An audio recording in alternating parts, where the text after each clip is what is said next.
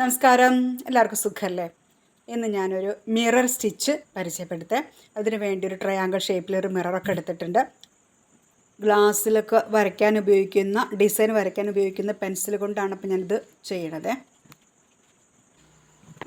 അപ്പോൾ ഡിസൈനൊക്കെ റെഡിയാക്കി വെച്ചിട്ടുണ്ട്. ഇനി നമുക്ക് നൂല് ഞാൻ 6 ഇഴ നൂലിനെ മടക്കിയിട്ട് 12 ഇഴ നൂലായിട്ടാണിത് ചെയ്യണത്. വലിയ സൂചിയാണ് എടുത്തിരിക്കുന്നത്. അത്രയേ ഉള്ളൂ. പിന്നെ പശയുണ്ട്, പിന്നെ മിററും വേണം. ഓക്കെ, ഇനി ആ പശ വെച്ചിട്ട് ജസ്റ്റ് ഒന്ന് നമുക്കിങ്ങനെ ഒട്ടിച്ച് വയ്ക്കുക, അത്രേ വേണ്ടൂ. വളരെ ഈസി ആയിട്ട് ചെയ്തെടുക്കാവുന്ന ഒരു ഡിസൈനാണിത് കേട്ടോ. ഇതിനു വേണ്ടി നമ്മൾ മുകളിൽ നിന്ന് 2 പ്രാവശ്യം സ്ട്രെയിറ്റ് ആയിട്ട് സ്റ്റിച്ച് ഇടുക, മിററിൻ്റെ മുകളിൽ നിന്ന് താഴത്തേക്കായിട്ട് കേട്ടോ. എന്നിട്ട് നമ്മൾ ഏറ്റവും സൈഡിൽ നിന്ന് വേണം സ്റ്റിച്ച് തുടങ്ങാൻ. നമ്മൾ 2 സ്ട്രെയിറ്റ് സ്റ്റിച്ചാണല്ലോ എടുത്തത്, അതിലത്തെ ഒരു സ്ട്രെയിറ്റ് സ്റ്റിച്ച് കൂടെയാണ് അപ്പോൾ അത് ചെയ്യുന്നുണ്ട് കേട്ടോ. മറ്റത് അങ്ങനെ വെറുതെ വെക്കുകയാണേ.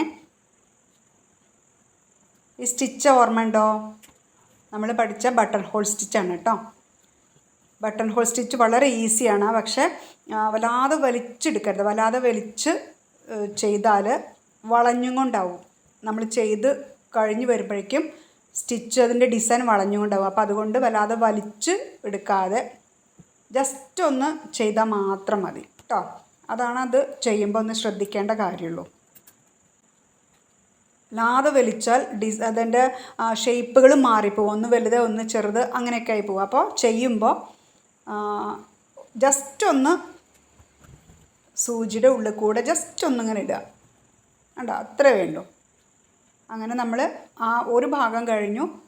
ഈ ഭാഗത്തേക്ക് നമ്മൾ 2 സ്ട്രെയിറ്റ് സ്റ്റിച്ചാണല്ലോ ചെയ്തത്. അപ്പോൾ രണ്ടാമത്തെ സ്ട്രെയിറ്റ് സ്റ്റിച്ച് കൂടെ മുകളിൽ നിന്ന് താഴത്തേക്ക്, ആദ്യം നമ്മൾ താഴത്തത് മുകളിലേക്ക് ചെയ്തു, അവിടുന്ന് തന്നെ മുകളിൽ നിന്ന് താഴത്തേക്ക് ചെയ്യാൻ കേട്ടോ. അപ്പോൾ ഒന്നും കൂടിയും പറയാം, നമ്മൾ വല്ലാതെ വലിച്ചു പിടിക്കരുത്. വലിച്ചു പിടിച്ചാൽ സ്റ്റിച്ചുകൾ വളയും, പിന്നെ വലുതും ചെറുതൊക്കെ ആയിട്ട് മാറിപ്പോവും. ഓക്കെ, അപ്പം നമ്മൾ ഒരെണ്ണം ചെയ്ത് കഴിഞ്ഞിട്ടുണ്ട് കേട്ടോ. ഇനി ബാക്കി ഞാൻ 3 എണ്ണം കൂടി ചെയ്യേണ്ട, അത് ഞാൻ കാണിക്കണില്ല. ഒരെണ്ണം ചെയ്ത് അപ്പോൾ ഇപ്പോൾ നമ്മൾ ചെയ്യുമ്പോൾ ഗ്ലാസ് അങ്ങനെ കാണില്ല കേട്ടോ. ചെയ്ത് വരുമ്പോൾ നമുക്ക് ഗ്ലാസ് കാണും കേട്ടോ. അപ്പോൾ നമ്മൾ 4 എണ്ണം ചെയ്തു. ഇനി അതിൻ്റെ നടുവിൽ നമ്മൾ നേരത്തെ പഠിച്ച ഫ്രഞ്ച് നോട്ടാണ്. ഫ്രഞ്ച് നോട്ടൊക്കെ നമ്മൾ ഈ ചാനൽ കൂടെ ഒത്തിരി പഠിച്ചിട്ടുണ്ട് കേട്ടോ. ഫ്രഞ്ച് നോട്ട് നമുക്ക് നല്ല ഭംഗിയായിട്ട് ചെയ്യാം. അങ്ങനെ നൂലിലിങ്ങനെ ചുറ്റുക, സൂചി ചുറ്റി എവിടെയാണോ നൂല് മുകളിലേക്ക് എടുത്ത് അവിടെ തന്നെ സൂചി കുത്തിയിറക്കുക കേട്ടോ. അങ്ങനെ ഒരു 4-5 ഫ്രഞ്ച് നോട്ട് ചെയ്ത് എൻ്റെ നടു ഫില്ലാക്കുക. അപ്പം നമ്മൾ 4 മിററിന് കവർ ചെയ്ത് ഡിസൈൻ ചെയ്തിട്ടുണ്ട്. ഇനി നമുക്ക് കുറച്ച് പേള് കൊണ്ട് ഇതിനൊന്ന് ഡെക്കറേറ്റ് ചെയ്യാം കേട്ടോ.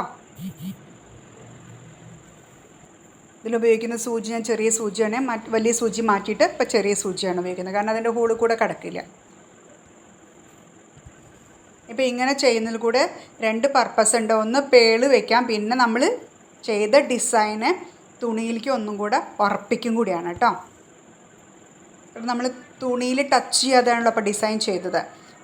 ജസ്റ്റ് ഒന്ന് ഇങ്ങനെ ചെയ്യുമ്പോൾ മിററിനെ കവർ ചെയ്യും, ഒപ്പം തന്നെ നമ്മൾ ബീഡിൻ്റെ ഒരു വർക്കും കൂടിയാണ് ഇവിടെ ചെയ്യുന്നത്.